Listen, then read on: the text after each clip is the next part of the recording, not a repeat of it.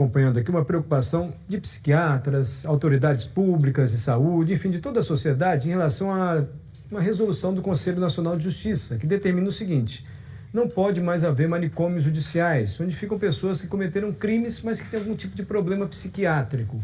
Nós já ouvimos aqui vários psiquiatras se dizendo muito preocupados com essa situação, autoridades de segurança também dizendo-se muito preocupadas, porque são criminosos que podem voltar a cometer os mesmos crimes. Há casos de estupradores, pessoas que disseram que são canibais e poderiam sair do manicômio judicial. Para onde eles iriam? Como seria esse cuidado? O governo do estado está buscando alternativas, acompanhando a experiência de outros estados. O que outros estados fizeram? Aqui no estúdio do Bom Dia está o Tadeu Marino, que é subsecretário aqui da Secretaria Estadual de Saúde. Tadeu, o que o estado está analisando agora? Qual seria a alternativa para essa questão imposta aí pelo CNJ? Bom, Mário, a resolução 487, ela veio desde fevereiro do ano passado, então desde então a Secretaria de Saúde, em parceria com o Ministério Público, o Tribunal de Justiça, fez um grupo que vem justamente estudando essas possibilidades, tanto da exclusão ou término do hospital de custódia, que é onde estão lá ainda, né, abrigados, internados 55 pacientes, como os que também continuam cometendo crimes, né, e que tem que ter uma entrada dentro dessa rede.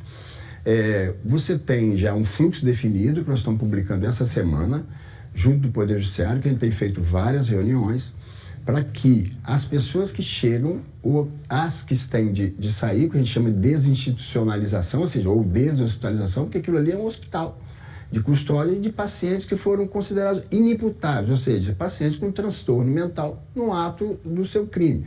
Nós temos uma rede de atenção, né, psicossocial, constituída de leitos em hospitais psiquiátricos, em clínicas, né, são 18 residências terapêuticas que abrigam pacientes, né, com transtorno mental, que veio desde a época da deshospitalização, né, do Adalto Botelho, que também está contida na reforma psiquiátrica, assim como era para ter esvaziado os manicômios judiciais. Então nós temos, na verdade, 20 anos, 23 anos, o Brasil e o sistema judiciário, de público, de saúde, assistência social, eles vêm discutindo essa possibilidade. As redes de atenção psicossocial no Brasil, elas são frágeis, estão em, né, constante construção. Então, o que o Estado faz em parceria com o Poder Judiciário, com a Secretaria de Justiça, que é quem, né, faz a gestão desse hospital de custódia, é justamente essa solução. E nós estamos nos preparando para abrigá-lo. Né, que esse paciente, o que cometeu, né, um crime, ele é um paciente, tanto para a justiça como para nós. O que cometeu, o que vai entrar, ele passa por uma questão de custódia e depois isso vai evoluindo, passa pela psiquiatria forense da Secretaria de Justiça e lá na frente o juiz e os psiquiatras forenses vão dar um laudo dele. Ele é imputável, ou seja, ele estava lúcido durante o crime, ele vai para um presídio. Agora, se ele é um inimputável, ou seja, que ele não tinha noção do que ele estava fazendo, aí é onde a rede vai ter de absolvê-lo. Então, este é o momento que a gente está fechando, aonde colocar os que chegarão e os que sairão. Então, a Secretaria está se preparando para este momento. E o governo vai buscar, então, essas experiências já adotadas em outros estados? Quais são e o que eles fazem lá já de diferente para receber essas pessoas? Bom, na verdade, a construção deste fluxo, né, que tem de ter aí uma equipe que a gente chama de acompanhamento desde a entrada desse paciente e até também os que serão sair, né, que vão sair, foi justamente baseado em experiências exitosas de Piauí, de Goiás, de Minas Gerais. Eles já têm isso mais ou menos estruturado, ou seja, eles foram fazendo com que os seus hospitais fossem esvaziando através de uma cessação, um laudo de cessação de periculosidade que a gente fala, que aí é a equipe de psiquiatria forense com a equipe da saúde, que é essa equipe de acompanhamento, e vai definir, eles já fizeram isso, na estruturação da sua rede, se esse paciente, ele pode, por exemplo, ter um vínculo familiar, vínculo social, ele volta para a família. Se ele não tem nem vinculação familiar, ou ele não ainda, é um paciente, disso que o Mário falou, alguns pacientes que são chamados lá de canibal, estupradores, ele vai ter um laudo de cessação da sua periculosidade. Se não tiver esse laudo conjunto da psiquiatria forense conosco, esse paciente vai ter de ficar em um local, como é hoje lá no Hospital de Custódia, que fala um local desse. Se é um leito hospitalar, se é uma clínica. Mas essa é a questão que os psiquiatras colocam. Eles dizem isso, olha, hoje eles têm acompanhamento médicos psiquiátricos. Se ele tiver que sair, para onde ele vai?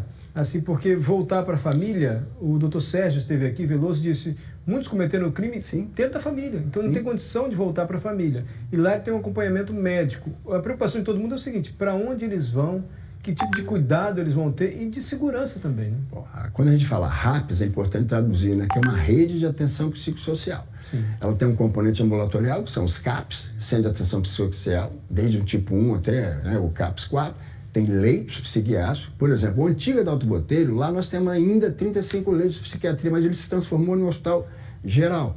Nós temos um hospital psiquiátrico em Cachoeiro, que é o CAPAC.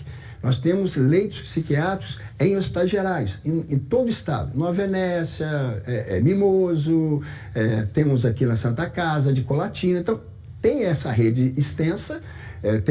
Nós temos 18 clínicas, como eu te falei, com 144 pacientes abrigados.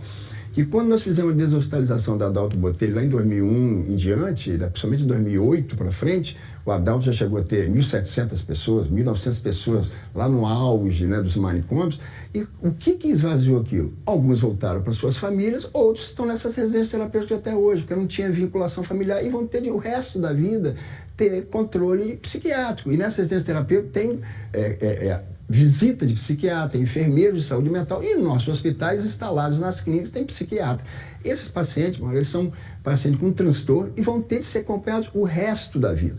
Se ele estiver bem acompanhado, ele pode ser atendido em um CAPS daquele território, ele pode voltar para o município, para a sua família. Desses 55, a metade, mais ou menos, não tem vínculo familiar nem vínculo social.